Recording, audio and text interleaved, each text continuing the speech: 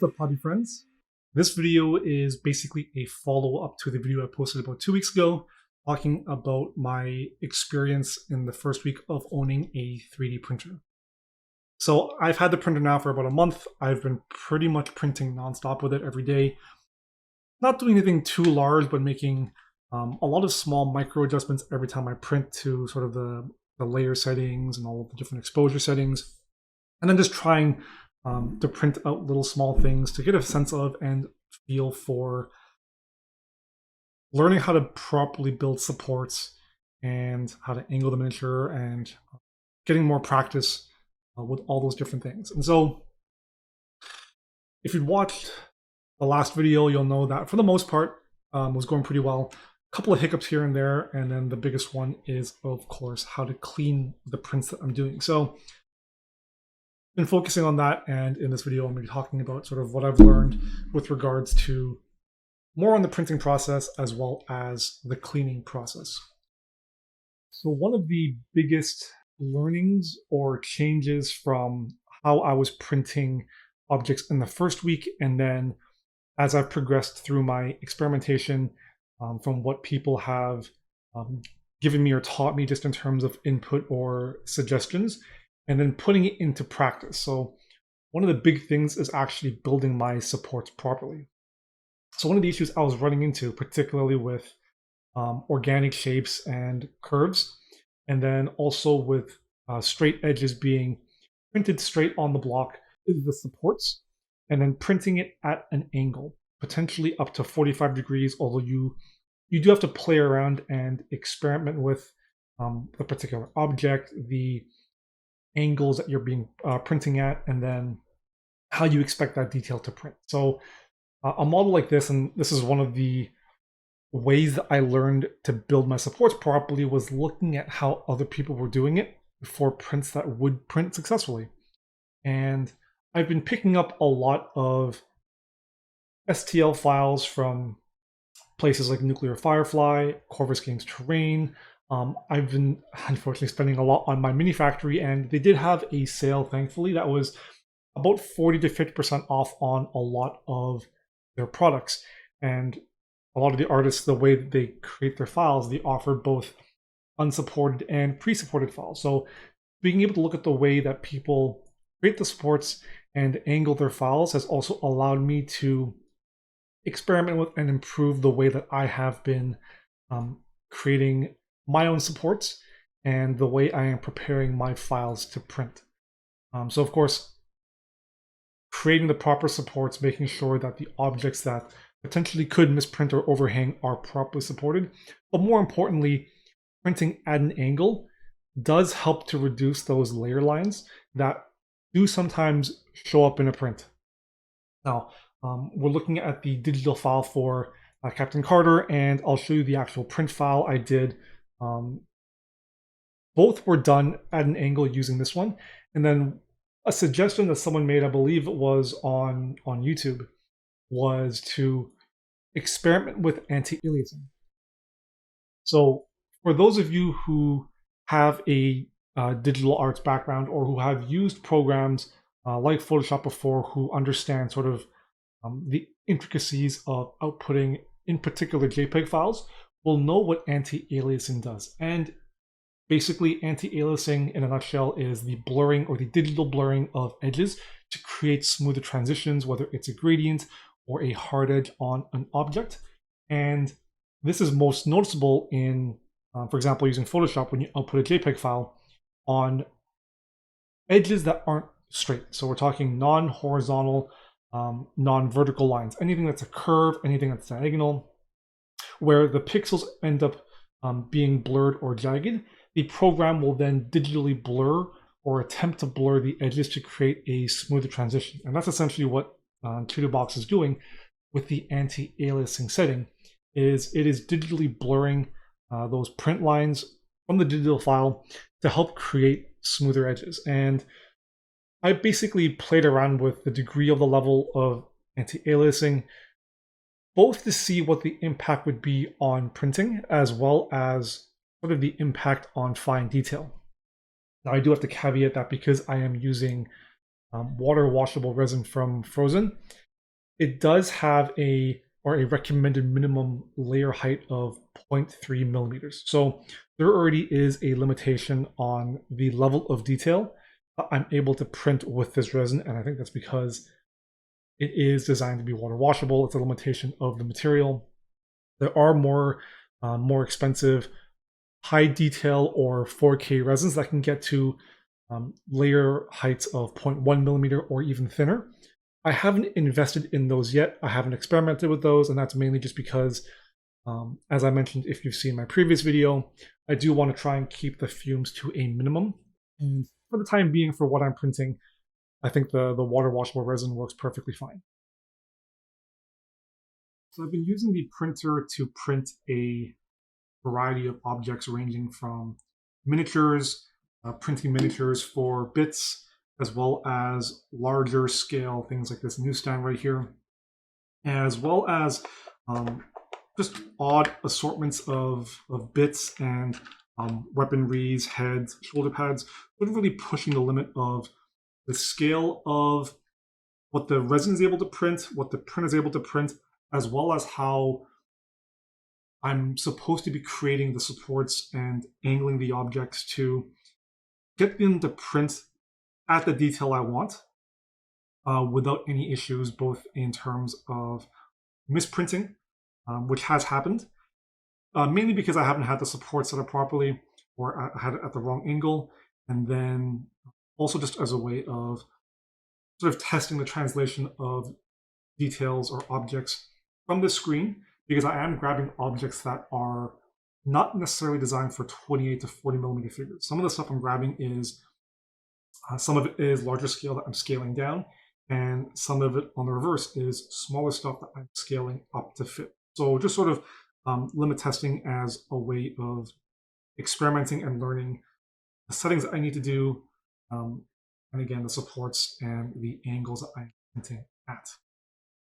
So you can see here that, and I'll throw it up on a higher resolution turnaround with my camera, particularly when it comes to the miniatures, there is actually a huge difference when it comes to having anti-aliasing on or off. So when I printed up the Captain Carter and the Loki figures to begin with, for the most part, the detail prints very, very well because these are both pre-supported. They already come at an angled position with all the supports and the rafting built in. The rafting, of course, being a flat panel that goes on the bottom to allow for better adhesion to the print plate. But the issue I was having, particularly with some of the curved surfaces, and you can sort of see it in Captain Carter's shield, a bit of her chest, and I've done a bit of a zenithal black and white prime to just show you how it still can show through, even with the airbrushing acting as a pseudo filler for some of the more egregious layer lines. And then particularly on the back of Loki's cape, you can actually see the line work. The layer lines really showing through. Because the miniature was angled with the cape touching the bottom, you can see it's almost like rings on a tree trunk. And while the primer, and I'm using Vallejo's Surface Primer, black and gray, does help to minimize or reduce some of the larger lines, or it does reduce some of the smaller lines, some of the larger lines, particularly right here on these spots over here in the corners and the capes, is still showing through. So wasn't quite happy with that. Someone suggested playing around with anti-aliasing. I did the research and I turned it on, tried it at the max setting, and my concern was a loss of detail. Because anti-aliasing is a digital way to smooth out edges and corners, if you've ever done it in Photoshop with a JPEG output, you'll know that while anti-aliasing does create smoother transitions between edges and colors, it also leads to a blurring of the lines and a potential loss in the crispness of detail in the image. And that was a concern I had with the printouts. So I reprinted Captain Carter and Loki with anti-aliasing level set at the maximum, which is 8 in Q2 box. And then did the exact same zenithal prime, so black and then gray, and compared the two between their non-anti-aliased version and their anti-aliased version. And there is a huge difference. I won't say that the prints are perfect. I think there are a couple of spots where, depending on the lighting, you can see the faintest of the layer lines. But I think the difference in the printing in combination with the primer acting as a filler for the tiny lines, I think most of it covers it very, very well. You can see that Captain Carter's shield is much, much smoother.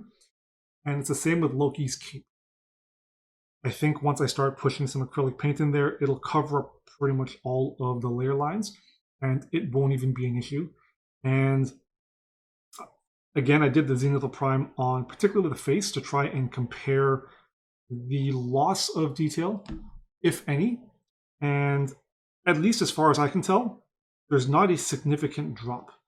Looking at places like the eyeballs, the eyelids, where the cheek and jowl lines meet the curvature of the mouth, the anti-aliased versions definitely have a bit of a softness to them that I think is essentially that loss of subtle detail when compared to their non-anti-aliased versions. And I think this can be mitigated or reduced by then using a resin that can print in higher detail. So potentially a 4K resin, printing layer lines or setting layer lines to print at a thinner level, so 0.2 or 0.1 millimeter thick, would probably help to counterbalance this loss in detail.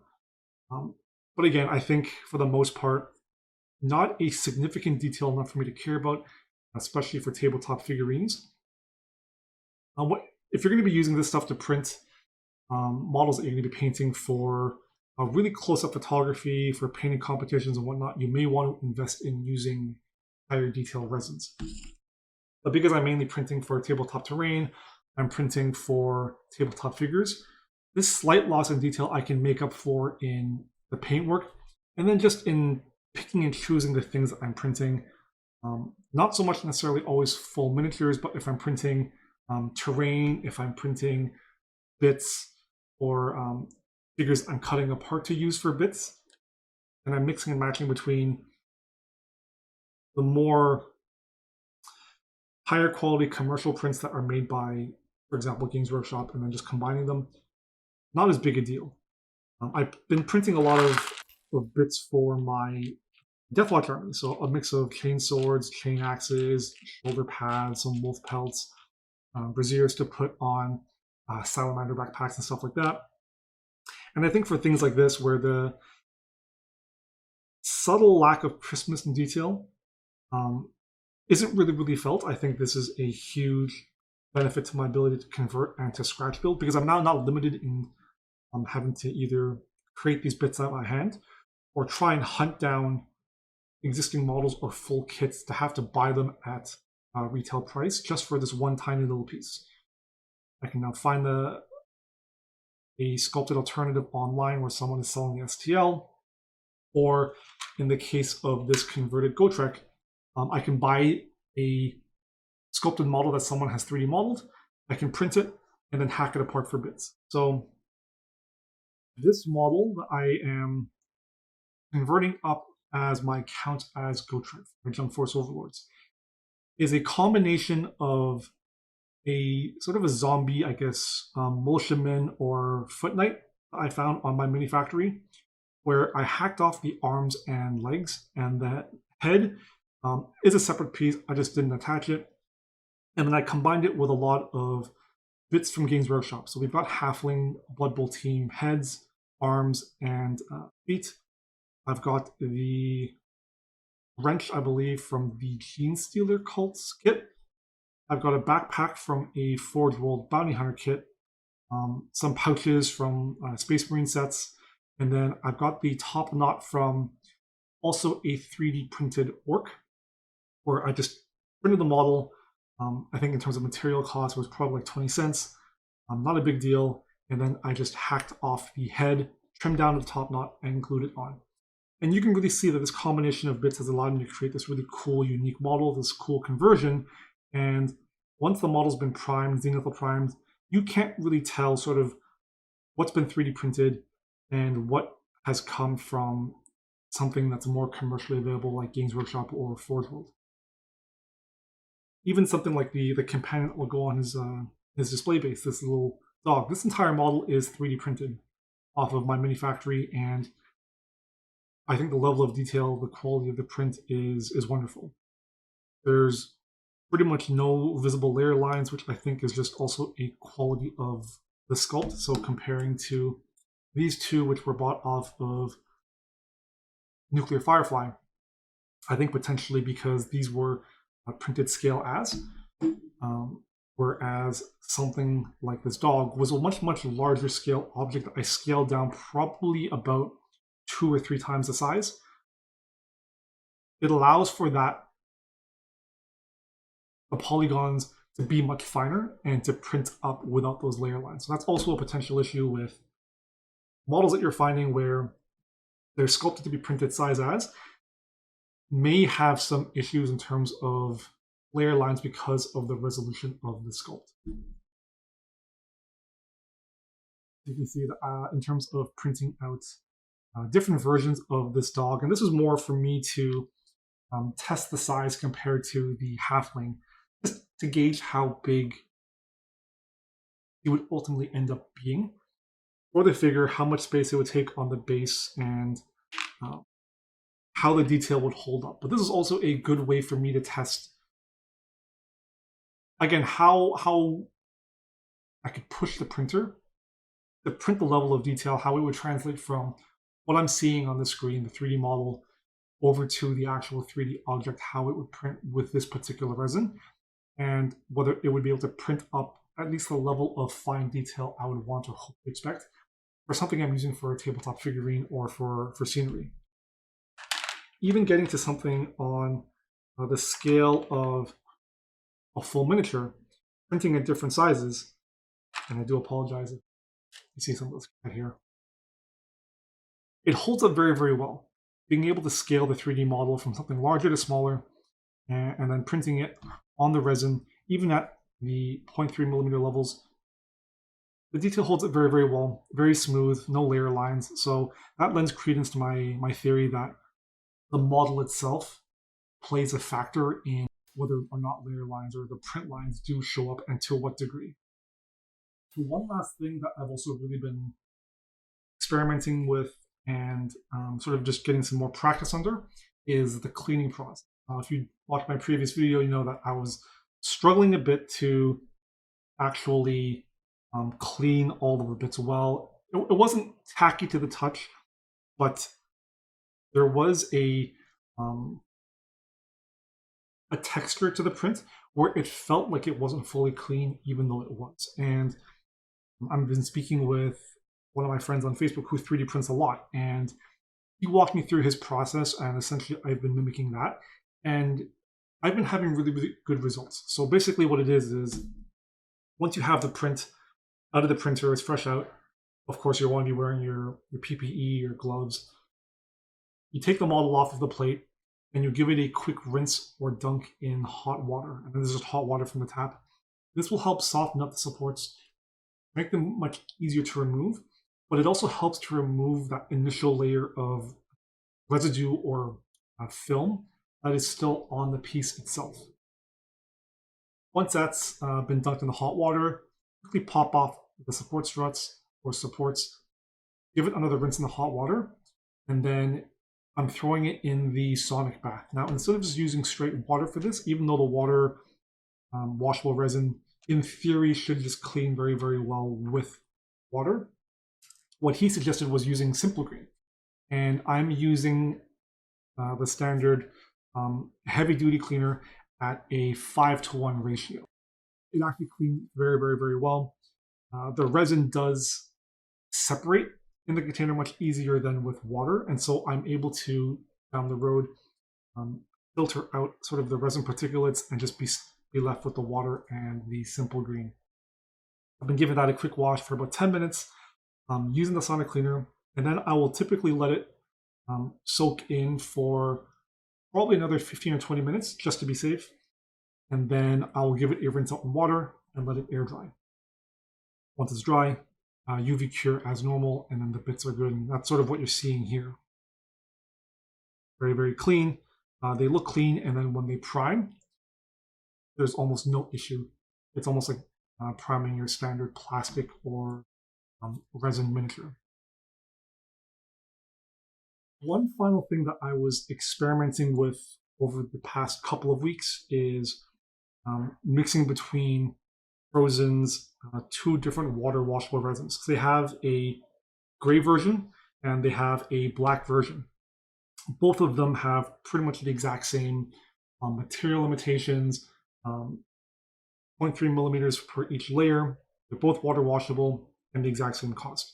It all just comes down to availability, and I wanted to sort of see the differences between the two and then to see whether they could be mixed if there were going to be any issues. So I printed up a few pieces in just straight gray, in straight black, and then mixing between the two.